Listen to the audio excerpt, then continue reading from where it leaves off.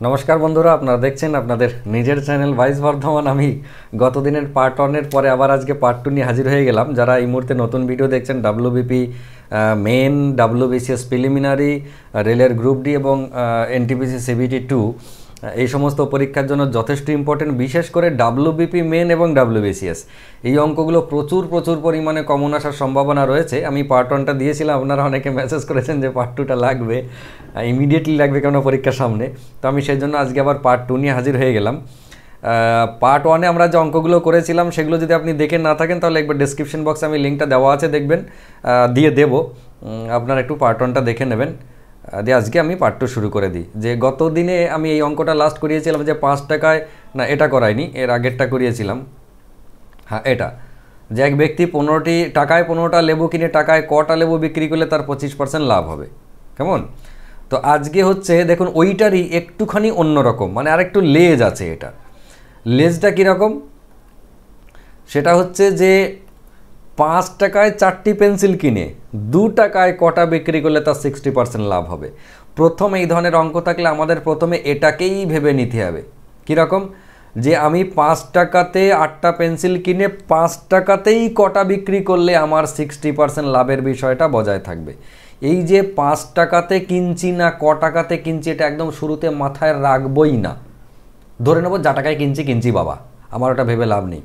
5 টাকাতে 8টা কিনছি, আমার মাথায় রাখতে হবে যে 8টা যে আমি কিনবো, 8টার পরিবর্তে কটা বেচলে নিশ্চয়ই কম বেচতে হবে, যে টাকাতেই কিনি না কেন আমি।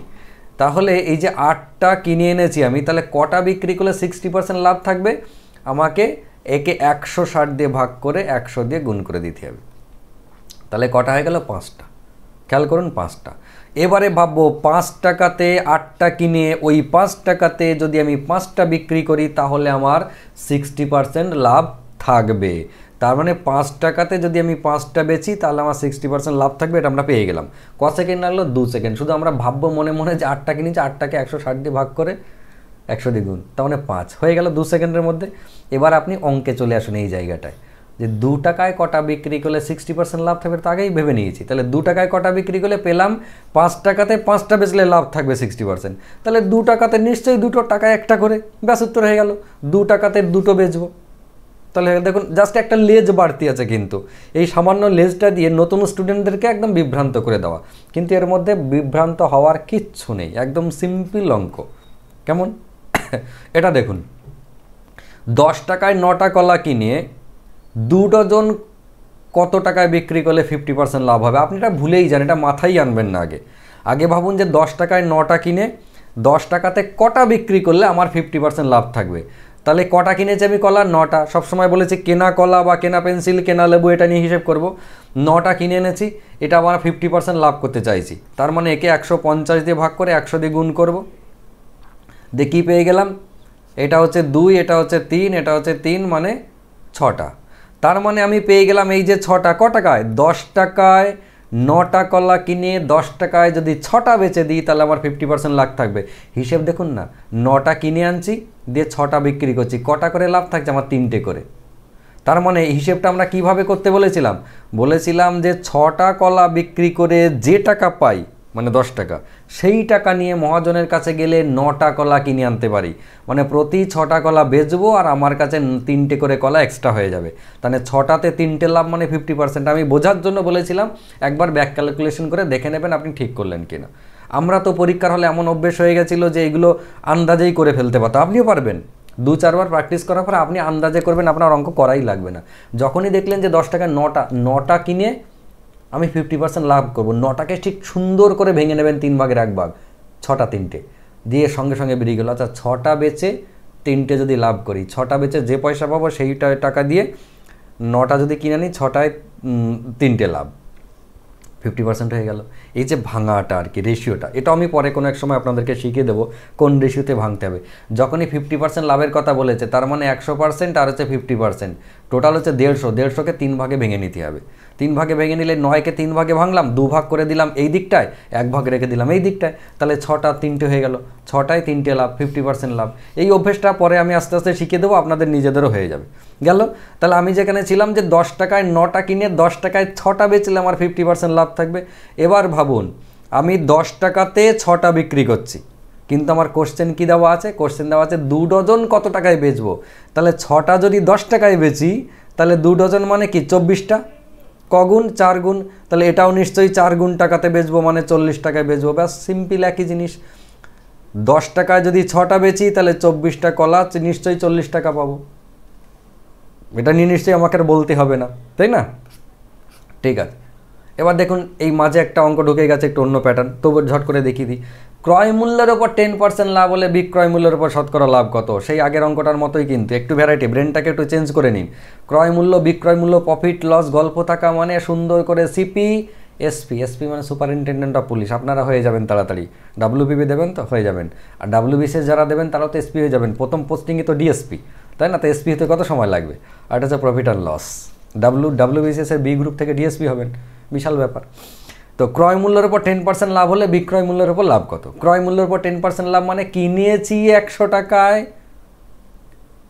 লাভ হচ্ছে 10%, 10 টাকা প্রফিট। তাহলে 100 টাকায় কিনে 10 টাকা প্রফিট করলে নিশ্চয়ই 110 টাকায় বেচবো। এটা আমার থেকে আপনি আরও ভালো বুঝবেন। হয়ে গেল, 100 টাকায় কিনে যদি 10 টাকা লাভ করতে হয়, তাহলে 110 টাকায় বেচবো। এই যে এইখান থেকে তীরটা দিকে চলে গেল, এখান থেকে এটা মানে এই 100 টাকা ধরলাম, তবে 10 টাকা পেলাম, সেখান থেকে 110 টাকা পেলাম, হয়ে গেল। জানতে চাইছে বিক্রয় মূল্যের উপর শতকরা লাভ কত? এবার বিক্রয় মূল্যের উপর লাভ মানে কি? আপনি তো পেয়ে গেছেন বিক্রয় মূল্য 110 টাকা, 110 টাকা 10 টাকা লাভ, তার মানে 110 টাকাতে 10 টাকা লাভ। কভাগের কভাগ, 110 টাকায় 10 টাকা মানে 11 ভাগের 1 ভাগ, একই মানে তো। 110 টাকায় 10 টাকা লাভ মানেও যায়, 11 টাকায় 1 টাকা লাভ মানেও তাই। তো 11 ভাগের 1 ভাগ মানে 1 এর 11, কার স্ল্যাব? 11 স্ল্যাব। তো কত পার্সেন্ট? 9 গুণ 1 এর 11%। ওই যে যাদের স্ল্যাব মুখস্থ আছে তাদের মুহূর্তের মধ্যে হয়ে যাবে। আমরা পরীক্ষার হলে পেলে কি করবো? আপনিও 2 দিন পরে এরকম করবেন। ক্রয় মূল্যের উপর 10% লাভ বলার সাথে সাথে ভেবে নিলে কেনা দাম 100 টাকা, লাভ হচ্ছে 10 টাকা, তার মানে বিক্রি করেছে 110 টাকা। এবার 110 টাকাতে 10 টাকা লাভ, তার মানে 11 টাকা 1 টাকা লাভ, তার মানে হচ্ছে 11 স্ল্যাব, তার মানে 9 গুণ 1 এর 11 উত্তর। ব্যাস, অঙ্ক রিডিং পড়বেন, অঙ্ক শেষ। রিডিং পড়তে পড়তে অঙ্ক শেষ, আপনার ক্যালকুলেশন করা লাগবে না, সব মুখে মুখে। শুধু একটু অভ্যেস করুন, সারা বছর ধরে প্রিপারেশন নিন। আমি আগের দিনের ক্লাসে বলেছি কিন্তু, যে কেন আপনি চিন্তা করবেন প্রিলিমিনারি কাট অফ কত হবে, এই রে আমার তো 35 হচ্ছে, যদি 36 37 হয়ে যায় কাট অফ, তাহলে আমি গেলাম। এই চিন্তাটা কেন করবেন? বুক ফুলিয়ে পরীক্ষা দেবেন, আর বুক ফুলিয়ে পরীক্ষা দেবেন, 50 হাফ তুলে রেখে দেবেন। কাট অফ শুধু ভাবেন কাট অফ যা হবি হ ভাই, 50 হাফ তুলে রেখে দিয়েছি, আমি আবার নিশ্চিন্তে মেনের জন্য প্রিপারেশন নিই। মেন এবং মাঠ, সারা বছর মাঠের প্রিপারেশন নিতে থাকুন। ওই 3 মাসের অ্যান্টিবায়োটিক কোর্সের মতো 3 মাস সকাল নেই, দুপুর নেই, রাত নেই, খুব দৌড়াচ্ছি, হবে না ওরকমভাবে। ওইভাবে দম তৈরি হয় না। হ্যাঁ, যারা পুরনো খিলাড়ি, মাঝে প্র্যাকটিস করেনি, 3 মাস প্র্যাকটিস করলে তাদের সম্ভব, কিন্তু যারা নতুন এই মাঠে অত সহজে সম্ভব নয়। কেমন? তার মধ্যে কপাল ভালো থাকলে, স্ট্রেংথ বেশি থাকলে হয়ে যাচ্ছে না তা নয়। তবু আমি বলবো আপনারা সারা বছর ধরে মাঠ প্র্যাকটিস করুন। প্রথম থেকে বছরের প্রিলিমিনারি মেন ওরিয়েন্টেড কোর্স করুন, 3 মাস 6 মাস। আমি তো অবাক হয়ে যাই, গতদিন আমি বলছিলাম, আপনারা যারা শুনেছেন তারা তো জানেন, কি করে 3 মাসের কোনো ইউটিউবারকে দেখছি, কোচিং সেন্টারকে দেখছি, 3 মাসের ডাব্লিউবিসিএস পাস করার সেরা কৌশল, এই স্ট্র্যাটেজি, ওই স্ট্র্যাটেজি, ম্যারাথন স্ট্র্যাটেজি, ঘোড়ার মাথা স্ট্র্যাটেজি, এইসব করে বেড়াচ্ছে। 6 মাসে ডাব্লিউবিসিএস হয়? আমাদের ইনস্টিটিউটে আমাদের সব থেকে ডাব্লিউবিসিএসের ছোটো কোর্স হচ্ছে 18 মাসের। একজন স্টুডেন্ট ফোন করে বলছে 18 মাসের ডাব্লিউবিসিএস করাবেন। আমার শুনি যে কী ভালো লাগলো কথাটা, মানে একেবারে মনের মধ্যে গেঁথে গেল যে এই ছেলেই হচ্ছে ডাব্লিউবিসিএস প্রিপারেশনের পারফেক্ট ছেলে, যে বুঝেছে 18 মাসের ডাব্লিউবিসিএস হবে না। বুঝুন তাহলে এদেরকে, মানে এই ধরনের, আমি চাইছি বাঙালিদের এই রকম মানসিকতা হোক। এটা একজন বাঙালির এরকম মানসিকতা হোক। কেন শুধু বিহারিরা 5 বছরের টার্গেট করবে? বিহারিরা একটা দিল্লি পুলিশ পরীক্ষা দিচ্ছে, উত্তরপ্রদেশ পুলিশ পরীক্ষা দিচ্ছে, বিহার পুলিশ পরীক্ষা দিচ্ছে, 2 বছর 3 বছরের টার্গেট করে নামছে। একদম 2 বছর প্রিপারেশন নেবে, তারপর পরীক্ষায় বসছে। একবারে প্রিলি মেন মাঠ যা আছে সব ছাতার মাথা পাস করে বেরিয়ে চলে গেল, চাকরিতে জয়েন করে গেল। হ্যাঁ, আর আমাদের বাঙালিরা আমরা 3 মাসে খুঁজি কোর্স, 3 দিনে কোর্স খুঁজি, 1 সপ্তাহে কোর্স খুঁজি। আমার ইনস্টিটিউটে এমনও ফোন এসেছে, 7 দিন আগে ফোন করে বলছে এখন ভর্তি হলে পাস করতে পারবো তো?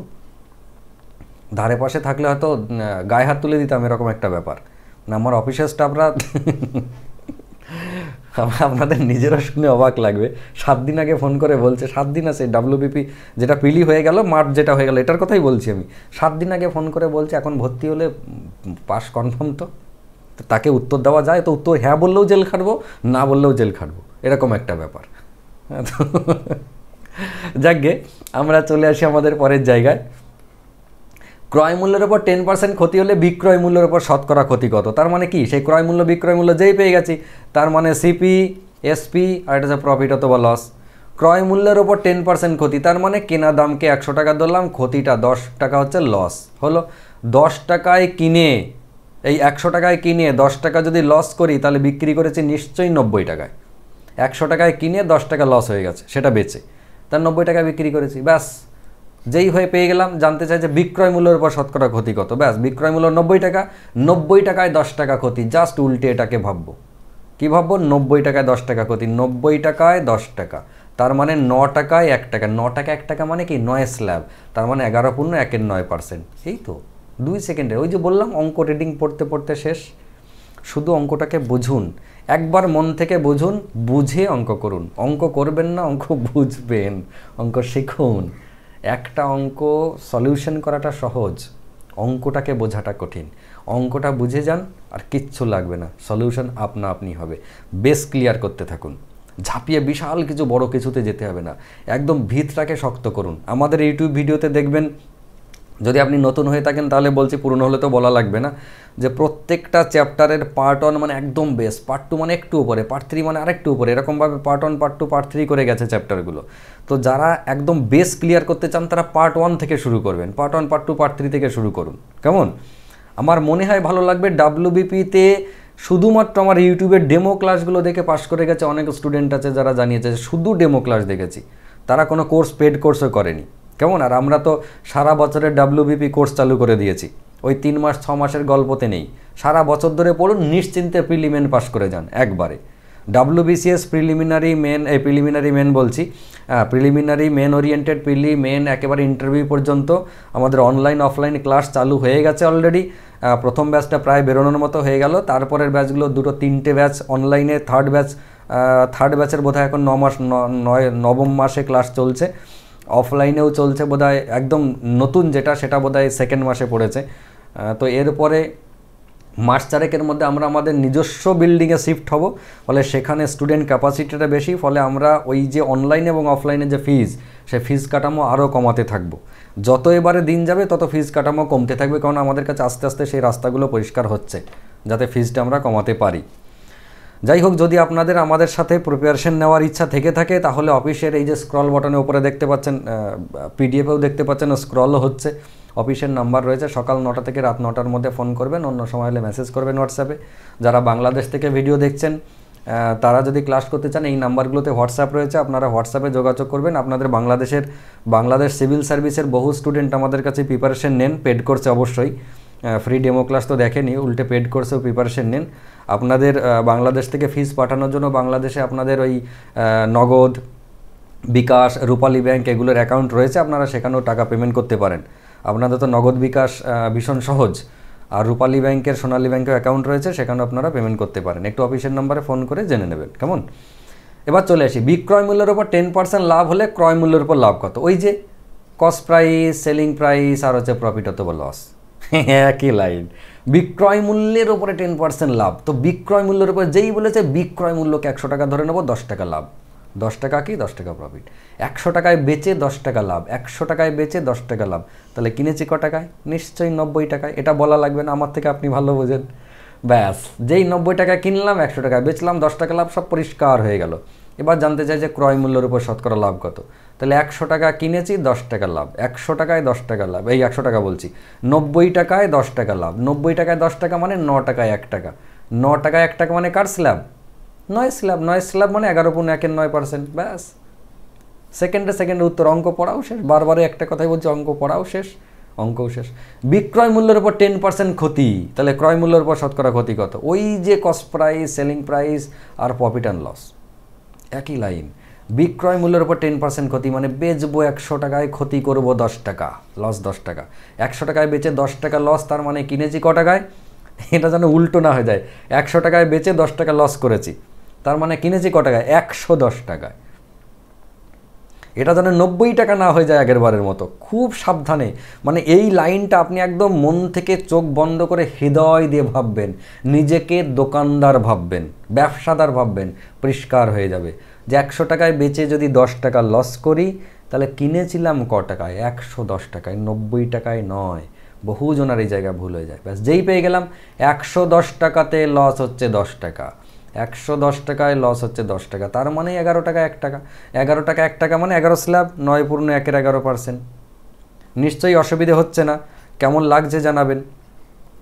এইবার এই যে প্যাটার্নটা চলে এলো, এই প্যাটার্নটা হচ্ছে আমাদের একদম নতুন প্যাটার্ন। কেমন? এই প্যাটার্নটা হচ্ছে আমাদের একদম নতুন প্যাটার্ন। আপনারা বুঝতে পারছেন ভীষণ ভীষণ ইম্পর্টেন্ট পরীক্ষার জন্য, যে এক ব্যক্তি 423 টাকায় আচ্ছা এই প্যাটার্নটা এটা একটু অন্যরকম হয়ে গেল, প্যাটার্নটা ওটা পরে আছে, আমি ভেবেছিলাম অঙ্কটা। এক ব্যক্তি 423 টাকা একটা দ্রব্য বিক্রি করে, তার 6% ক্ষতি হয়ে গেল। দ্রব্যটা কত টাকায় বিক্রি করলে তার 8% লাভ হতো? ভাবুন, 423 টাকায় বিক্রি করেছে, দিয়ে 6% ক্ষতি হয়ে গেছে, সে পুরনো একটা অঙ্কের মতো। তাহলে এই 423 টাকায় বেচে যদি 6% ক্ষতি হয়ে যায়, তার মানে 423 টাকাটা বাস্তবে 94%-এর সঙ্গে সমান। 6% ক্ষতি মানে 94% টাকা ফেরত পেয়েছি। কোন একটা জিনিস বিক্রি করে 6% ক্ষতি হয়ে গেছে, তার মানে কত পার্সেন্ট টাকা ফেরত পেয়েছি? 94%।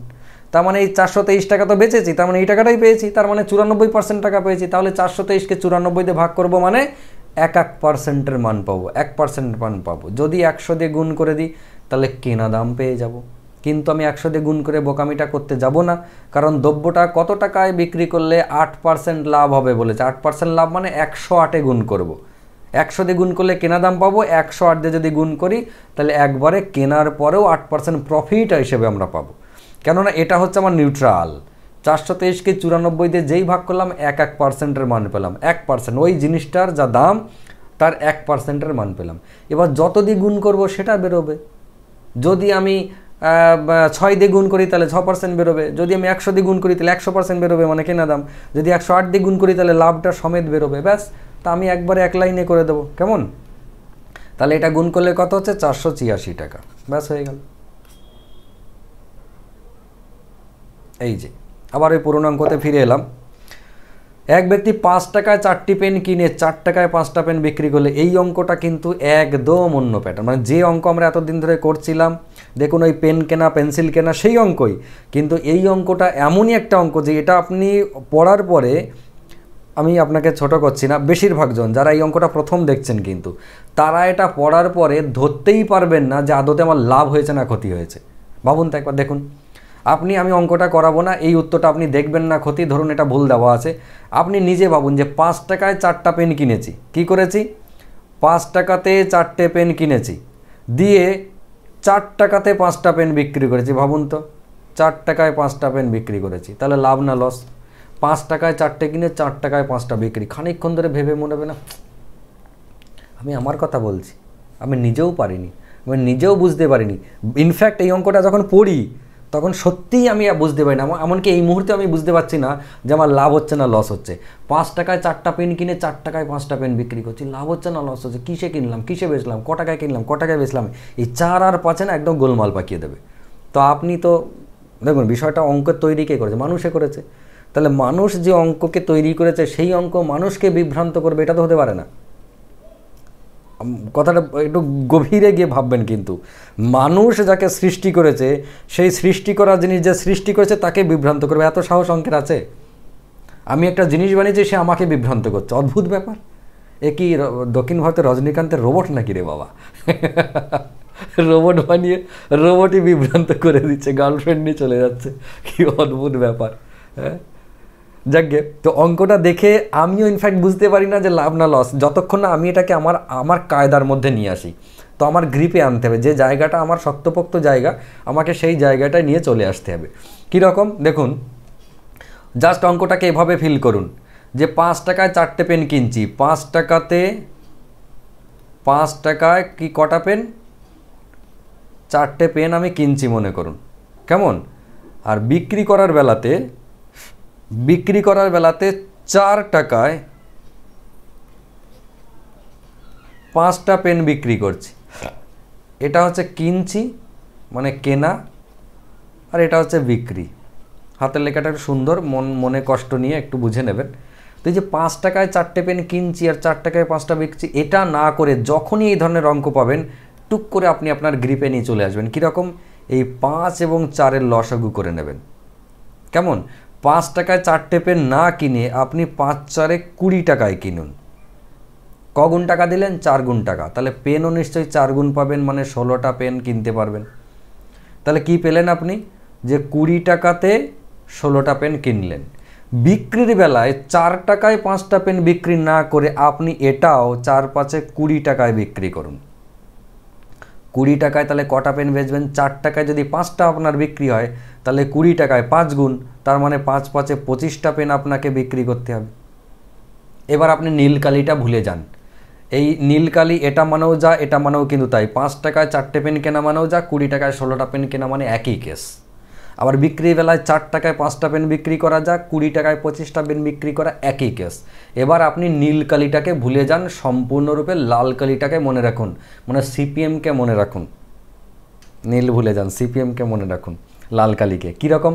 20 টাকাতে 16টা পেন কিনে 20 টাকায় 25টা পেন বেচে দিলাম, হায় সর্বনাশ।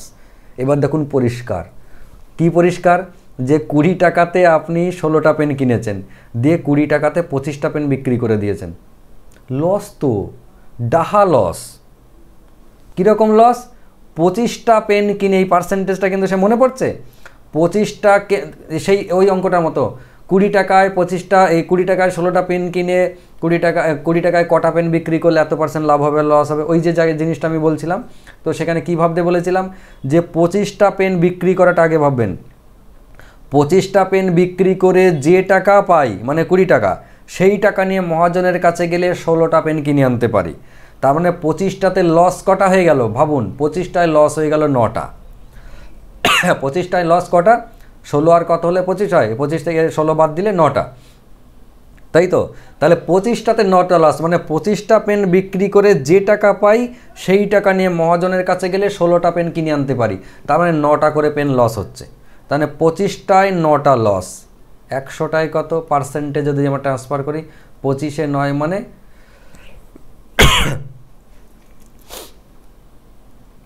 এটা হচ্ছে 4, 4 9 36% হয়ে গেল। তার মানে আমার 36% ক্ষতি।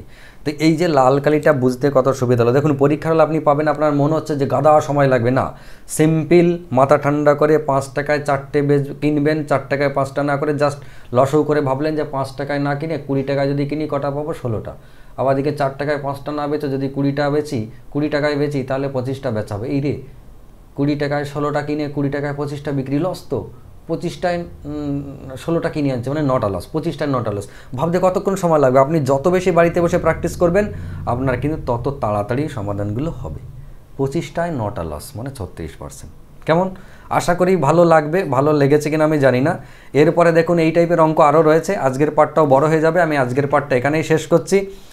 যদি আপনাদের মনে হয় যে এর পরের পার্টটাও দরকার আছে, আরও যে অঙ্কগুলো রয়েছে, যদি মনে হয় যে অঙ্কগুলো দরকার আছে তাহলে আমাকে বলবেন, তাহলে পরের পার্ট আবারও করাবো। যেমন আগেরবার বলেছিলেন তেমনভাবে করাবো, ঠিক আছে?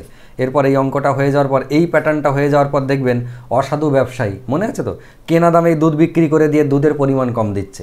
মানে এক হচ্ছে দুধে পরিমাণে কম দেবে, এক হচ্ছে টাকা বেশি নেবে, পরিমাণে কম দেবে। দুটোই অনেক দিক থেকে মানে অসাধু ব্যবসায়ী কার্যকলাপ করা যায়। কাপড় বিক্রি করছে 100 মিটার দেওয়ার, 1 মিটার দেওয়ার বদলে 90 সেন্টিমিটার দিয়ে দিচ্ছে, কেমন? তারপর হচ্ছে জিনিসটা লাভেও 10% লাভ রাখছে, আবার পরিমাণেও 5% কম দিচ্ছে। তাহলে তার লাভ লস কী হচ্ছে? এই যে অঙ্কগুলো, এগুলো যদি আপনার মনে হয় যে পাওয়ার দরকার আছে তাহলে অবশ্যই কমেন্ট করে জানাবেন। আমি পরবর্তী পার্ট নিয়ে আপনাদের সামনে হাজির হয়ে যাব। ততক্ষণ ভালো থাকুন, সুস্থ থাকুন, সুন্দর থাকুন।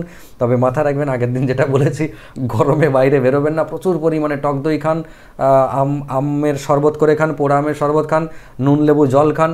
প্রতিদিন মিনিমাম দুপুরবেলাটা অন্তত 4 লিটার জল খান। সকাল থেকে নিয়ে বিকেল পর্যন্ত 4 লিটার মিনিমাম জল খান। জল খেয়ে শরীরের ভিতরটা এতটাই জলে জলে পূর্ণ রাখুন যে বাইরের গরমটা যেন আপনাকে কোনো রকমের ব্যাঘাত না ঘটাতে পারে। আপনার এই মুহূর্তে সুস্থ থাকার সবথেকে বড় উপায় হচ্ছে শরীরের মধ্যে প্রচুর পরিমাণ জল রেখে দিন, যে জলগুলো বাইরের গরমটাকে ফাইট করবে। কেমন? চেষ্টা করুন বাইরে কম বেরোনো। যদি বেরোতে হয় তাহলে ফুলহাতার জামাকাপড় পরবেন, সুতির পরবেন, একদম হালকা পরবেন, দিয়ে তারপর বাইরে বেরোবেন। ভালো থাকুন, আবারও বলছি, সুস্থ থাকুন, সুন্দর থাকুন এবং দেখতে থাকুন আপনাদের নিজের চ্যানেল ভয়েস বর্ধমান।